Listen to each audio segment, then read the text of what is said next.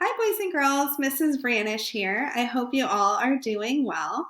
Today I'm going to be reading to you chapter 12 of Stolen Girl titled Red Ink. I want you to be thinking about how red ink plays such an important part in this chapter. Enjoy.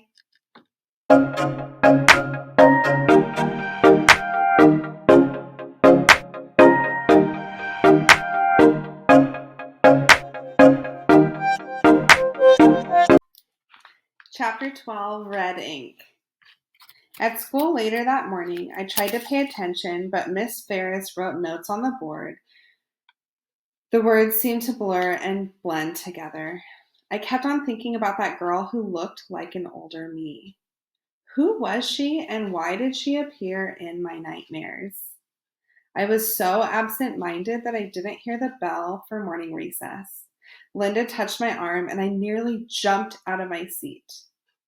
"Sorry," she said. "You look like you've seen a ghost." I blinked a couple of times to try to clear the images from my mind. Maybe that girl who looked like me was just a ghost of my imagination. "Let's go outside," I said.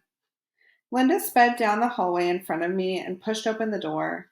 I followed her on legs that felt like rubber. "You're acting strange today," said Linda once we were outside. "Sorry," I said. "I don't feel very well. Maybe the fresh air will do you some good." Except the air wasn't fresh. It smelled of burning leaves. We walked past a group of girls from our class who were clustered together, chatting quietly. I overheard bits of their conversation. Halloween was tomorrow, and they were talking about what costumes they would be wearing for the class party. A witch, a ghost, a nurse. Others were playing double dutch, which is jump rope, with the younger students, but none of them called to Linda or me to ask us to join them. Most of the boys were out in the field tossing around a football. How I wish that I could be like these other students. Wouldn't it be wonderful to not have a past? When we got back into the classroom, I noticed an envelope sticking out of the corner of my workbook.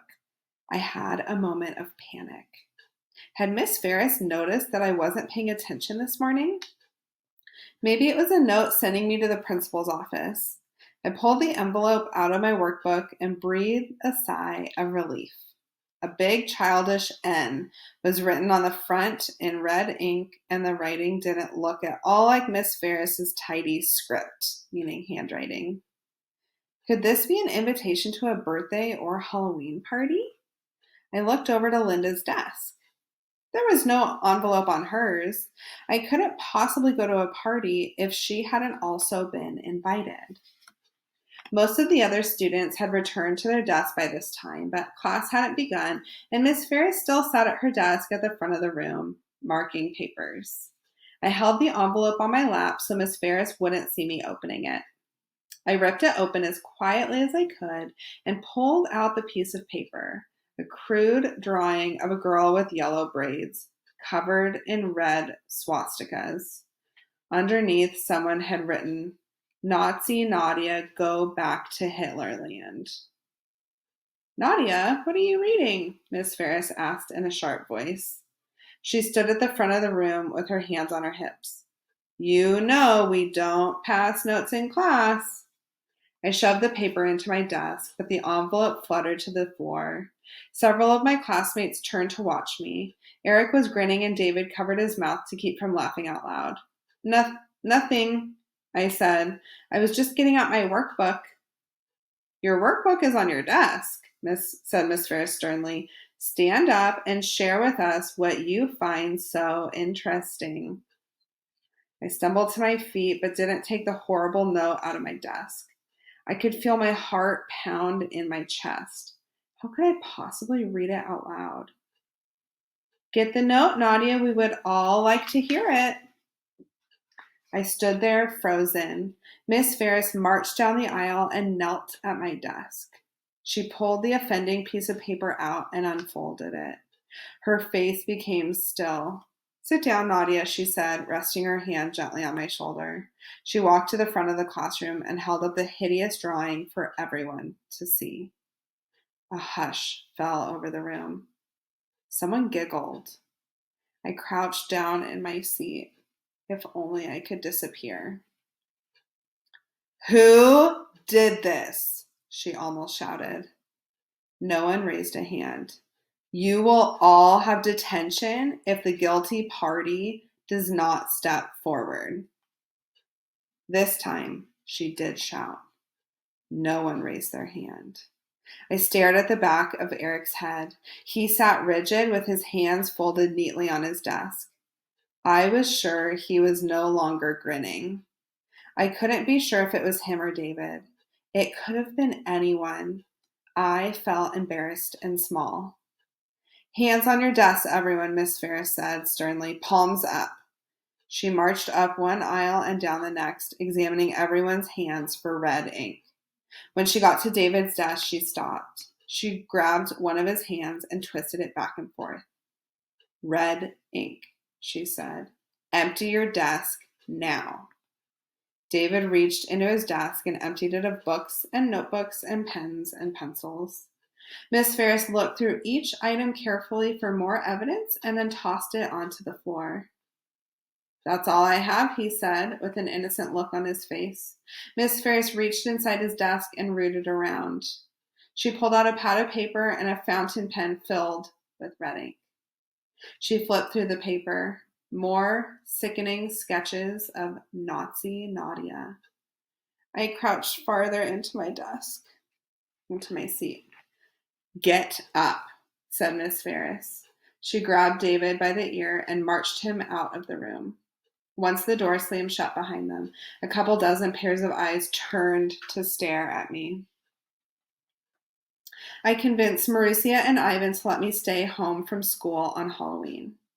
I did not feel like dressing up in a silly costume and pretending that I was having fun just a day after David's nastiness. Doing chores around the house was preferable. Let us not make this a habit, Marussia warned me. I was at the kitchen sink scrubbing grass stains out of one of her work shirts when I spied Mikhailo at the back door. He wasn't wearing a costume. It's open, I called through the window. Didn't your class have a party this afternoon? I asked him as he stepped inside. We did, said Mikhailo. I just put a sheet over my head and called myself a ghost. That made me smile. He rooted through his pockets and pulled out a candy kiss. Here, he said, holding it out for me. Now you can say you've been kissed by a boy. That made me blush. Thanks, I said. Put it on the table. My hands were still soapy. I rinsed Marussia's shirt, wrung it out, meaning squeezed it out, and then hung it on the laundry line outside. I opened up the candy kiss and popped it into my mouth. Are you going trick-or-treating tonight? Mikhailo asked. You can go with me if you want. I hadn't planned on going trick-or-treating. After the incident at school yesterday, I didn't even feel like going outside. The whole thing was so shameful. Besides, this custom of Halloween seems so strange to me and a little bit scary. I don't have a costume. You can go as a ghost, he said, or a hobo. He looked at me with impatience. Those costumes are easy. Don't you want free candy? I had to admit that the thought of free candy was exciting, and if I did go trick-or-treating, I would feel safe going with Mikhailo. I'll ask Mama and Tato if I can go, I said. Great, he said. I'll come by just as it starts to get dark. Ivan was pleased that I had decided to go out trick-or-treating, and he was especially happy that I was going with Mikhailo. You need to be a child more often, he said, and he helped me put together a costume. I was a scarecrow with itchy long grass from the far edges of the backyard stuffed into a flannel shirt of Ivan's. I wore a pair of Marussia's overalls that were so old they were patched on the patches. Ivan used Marussia's red lipstick to paint on a scarecrow face. We had no candy to give out, but we did have a bowl of apples from Marussia's farm that she had polished to a glossy sheen, meaning that the apples look nice and shiny. I could tell by the expression in Marussia's eyes that she was less sure about me going out, but she pretended to be happy. She gave me an extra long hug goodbye when I left Mikhailo. when I left with Mikhailo. Stay on this street, she said, and be home in an hour. One nice thing about living on a street with close together houses is you can get to a lot of them in an hour. My pillowcase was soon full of treats. Candy apples and caramel corn, bubblegum, and peanuts. I dumped all of the candy out on the kitchen table when I got home.